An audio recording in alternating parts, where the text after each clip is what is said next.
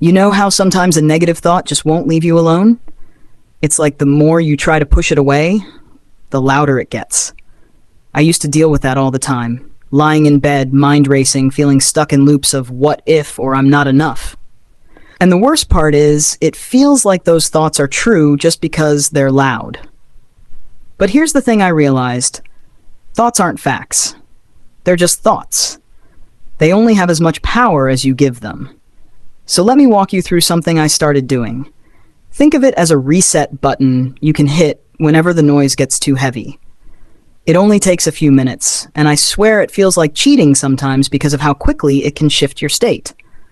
First, I name it. Instead of saying, I'm anxious or I'm failing, I just say, I'm noticing the thought that I'm failing. Do you feel the difference? It's small, but powerful. Now, it's not you failing, it's just a thought passing through. It creates a little space between you and the story your brain is trying to tell. Then I check in with my body, because negative thoughts don't just sit in your head, they hijack your whole nervous system. So I do this breathing trick. 2 quick inhales through the nose, 1 slow exhale through the mouth. Do that 3 times and you'll feel your chest loosen up. Sometimes I'll add box breathing too. Inhale for 4, hold for 4, exhale for 4, hold for 4. It's like telling your brain, we're safe, relax. And once your body chills out, the thought loses half its bite. Now here's the fun part, interrupting the pattern. I'll literally stand up, do some jumping jacks, splash cold water on my face, or just say something ridiculous out loud to break the cycle. It sounds silly, but your brain needs a state change. If you keep sitting in the same spot, staring at the same screen, your thoughts will keep looping. Movement tells your body, we're not stuck. Once I've calmed down a bit, I'll grab a pen and do a quick audit of the thought. I write 3 columns.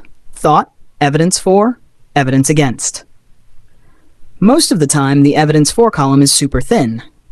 And once I see that, I can replace the thought with something more balanced, not fake positivity, just something grounded. Like instead of I always mess up, I can say, I messed up once, but I've also gotten a lot of things right. It's about shifting from exaggeration to truth. If the thought is about fear, I take it 1 step further. I play out the worst case scenario. Sounds counterintuitive, right? But if I ask, okay, if the worst really happened, what's 1 step I could take? Suddenly it feels less like doom and more like a plan. And just having a plan calms the brain down. From there, I lock it into identity. I tell myself, I'm the kind of person who takes action even when I feel afraid. And then I prove it with 1 small move, sending that email, opening the file, stepping outside. Action teaches your brain faster than any pep talk. I also end with gratitude. I'll list 3 very specific things, like the coffee I had this morning, a text from my friend, or that I finished that workout. Not just generic stuff, but real moments. Gratitude forces your brain to zoom out from the tunnel vision of negativity and see the bigger picture. By the end, I don't just feel better, I feel back in control. And that's the real trick. Negative thoughts don't disappear because you fight them. They lose power because you stop letting them drive the car. You interrupt the loop, take back control of your body, reframe the thought, and then move forward with action. And honestly, that's the biggest lesson. It's not about being perfect or never having negative thoughts again. It's about knowing that you're not powerless when they show up. You've got tools. You've got ways to shift the state. You've got ways to change the story.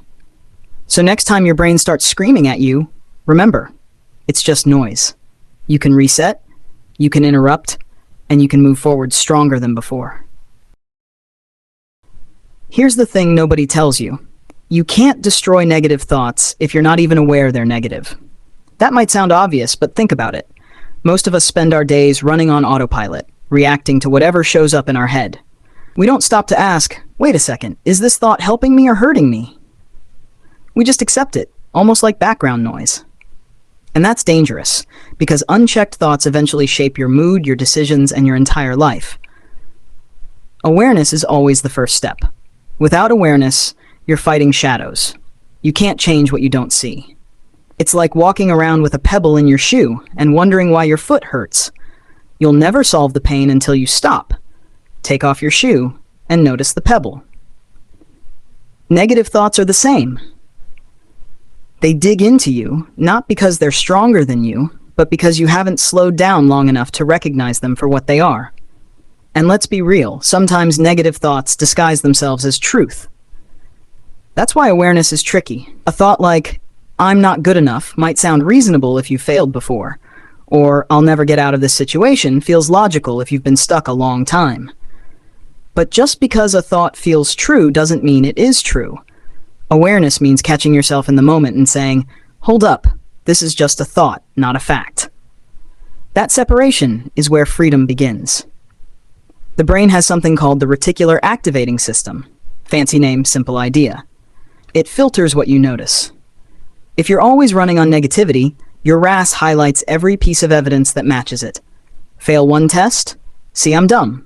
Lose one deal? See, I'm unlucky. But awareness lets you flip the script. Once you catch the pattern, you can direct your RAS to start noticing positives, opportunities, and solutions. Without awareness, the filter runs you. With awareness, you run the filter. Think about driving.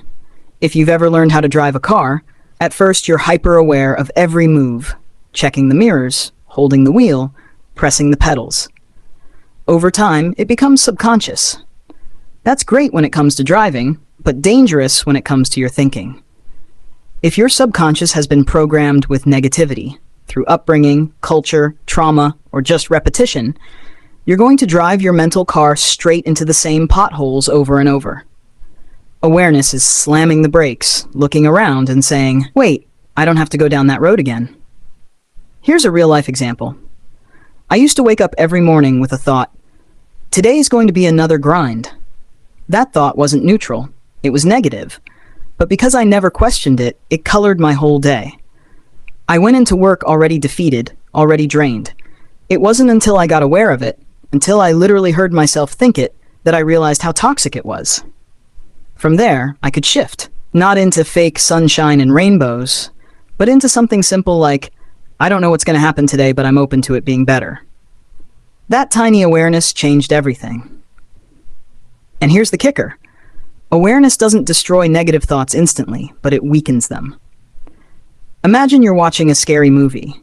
If you don't know it's a movie, you're terrified. Your heart races, your palms sweat. But the moment you become aware, "Oh, this is just a film, these are actors," the fear loses its grip. The scene didn't change, but your awareness did. That's how negative thoughts work. Awareness turns the volume down. Now, once you've got awareness, you can build practices around it. Journaling is one. Every night, I'll write down 3 thoughts I caught myself believing that day. Sometimes it's as simple as, "I'm too tired to finish this." Sometimes it's, "Nobody cares what I'm doing." The act of writing them down exposes them, and when they're on paper, they look ridiculous. Awareness through journaling makes the subconscious conscious. Another tool is meditation, but not the mystical version people make it out to be. Meditation is just practicing awareness. You sit, you notice your thoughts, and you realize you are not your thoughts. You are the observer. Even 5 minutes of this a day builds that awareness muscle, so when negativity shows up, you spot it faster. Now let's get practical. Without awareness, negative thoughts run your finances. You'll say, "I can't make more than this because that's just how the economy is." Without awareness, they run your relationships. "I'm not lovable, so I'll settle." Without awareness, they run your future. People like me don't succeed. But with awareness, you can stop mid-sentence and ask, "Who told me that? Do I want to keep believing that?" That's where destruction begins. Not by force, but by shining light. And here's the biblical angle. Proverbs says, "As a man thinketh in his heart, so is he." Notice it doesn't say, "as he acts." It says, "thinks in his heart." Awareness of what you're letting live in your heart determines your reality. Jesus also said, "You will know the truth, and the truth will set you free." Awareness is the knowing. Without it, you're bound by lies you didn't even realize you were carrying. So when I say you can't destroy negative thoughts without awareness, I mean it literally. You can try affirmations, distractions, numbing behaviors, but if you're not aware of the root, those thoughts will sprout again. Awareness is pulling them out by the roots, not just trimming the leaves. That's why this is the application part. Awareness is not just some fluffy concept, it's a daily practice. Ask yourself throughout the day, what am I thinking right now? Is it true? Is it helpful?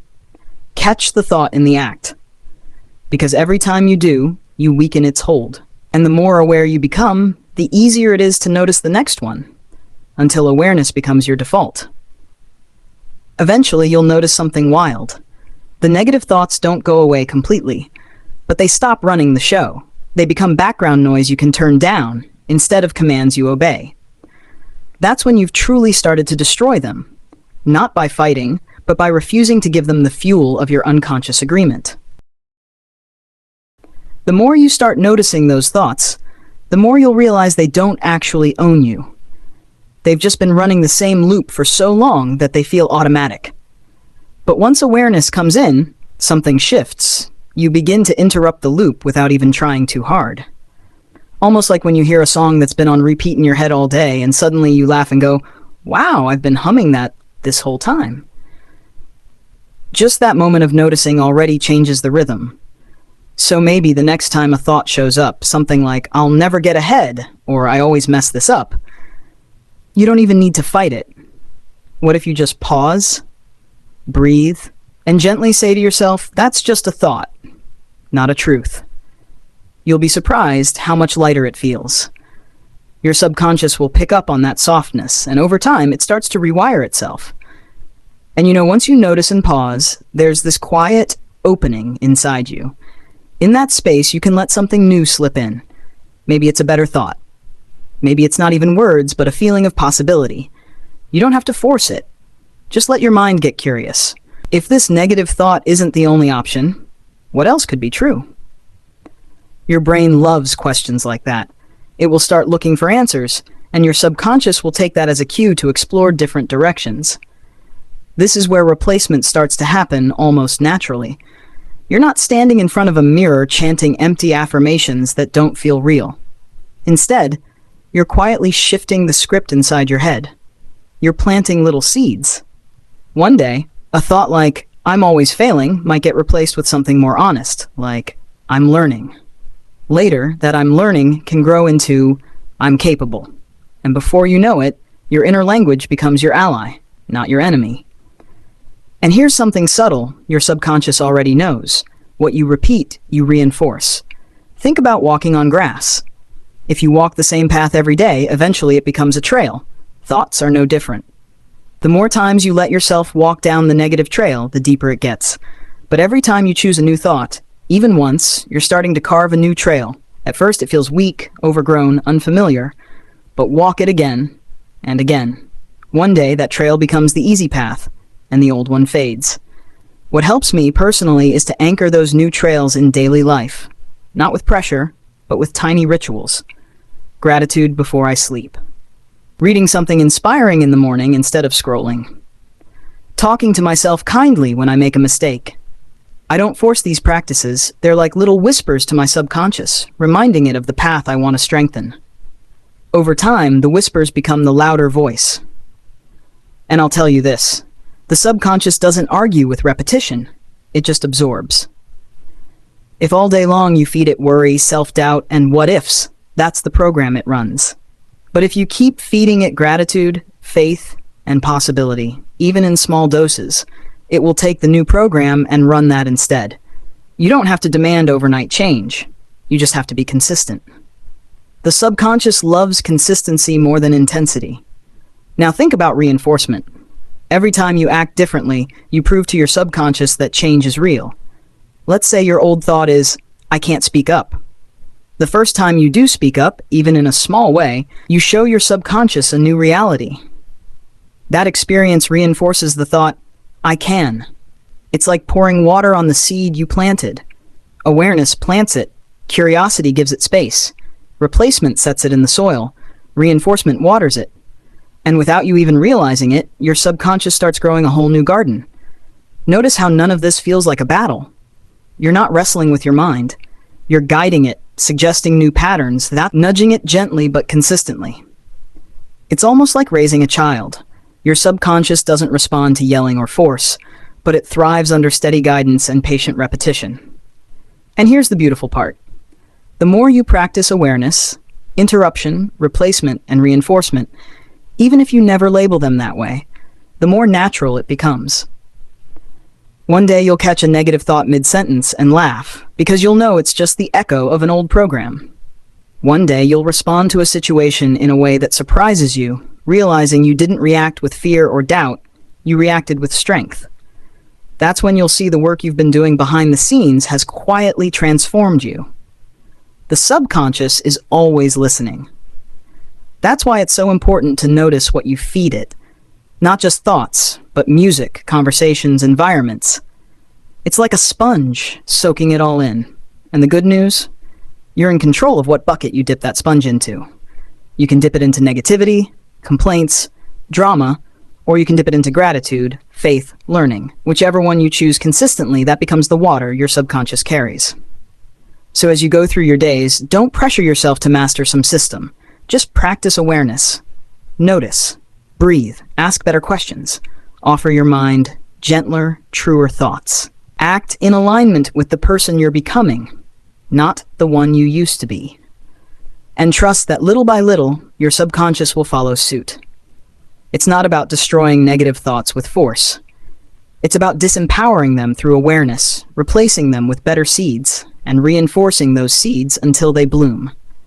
It might feel slow at first, but one day you'll look back and realize your entire inner landscape has changed. The weeds that once looked permanent are gone, replaced by a garden you barely noticed growing. And when that day comes, you won't even think about destroying negative thoughts anymore, because they'll no longer be the center of your life. They'll just be noise you no longer tune into. What you'll hear instead is a voice inside you that says, I can, I am, I will. There was once a man whose life seemed perfect. He had wealth, land, children, and respect. People looked at him as the example of success, and to anyone watching, it seemed like nothing could shake him. But then, in what felt like one breath, everything collapsed. One disaster after another crashed into his life. News came like waves he couldn't stop. His wealth was stolen, his servants were killed. His children, every one of them, lost in a single tragic day. And as if that grief wasn't enough, his own body broke down with disease. Pain, sores, and sickness covered him, leaving him sitting in ashes, scraping his skin with broken pottery just to find a moment of relief. You can imagine how quickly negative thoughts began to whisper in his mind. Thoughts like, what's the point of living? And maybe I've been abandoned. He had every reason to drown in despair. And in that dark place, the voice closest to him, his own wife, leaned in, not to comfort, but to plant a dagger of hopelessness. She looked at him in his suffering and said words sharp as blades. Why hold on to your integrity? Just curse God and die. Pause there. Think about that moment.